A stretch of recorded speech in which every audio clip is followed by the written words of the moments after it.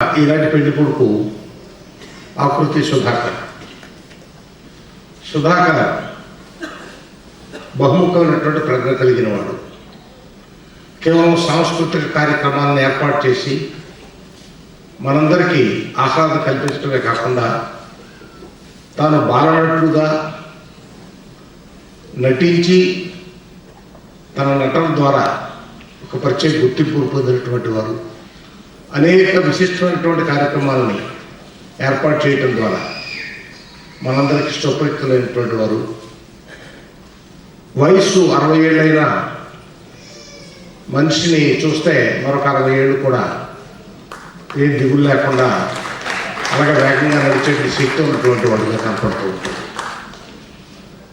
సుధాకర్ గారికి ఈ సాంస్కృతిక కార్యక్రమాలతో విడదీయరానటువంటి సంబంధం.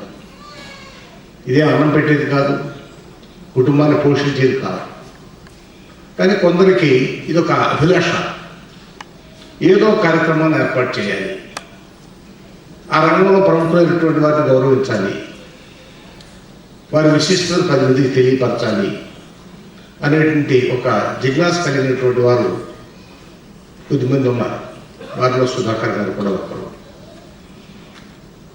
వారు పూజలు పెద్ద నారాయణ రెడ్డి గారికి శిష్యుల్లాగా గుర్తింపు పొందినటువంటి వారు. గురువులో ఉన్నటువంటి అన్ని అంశాలు శిష్యులకు అభ్యమం, కానీ కొన్నైనా సరైనటువంటి శిష్యులు కమ్ముతూ ఉంటాయి.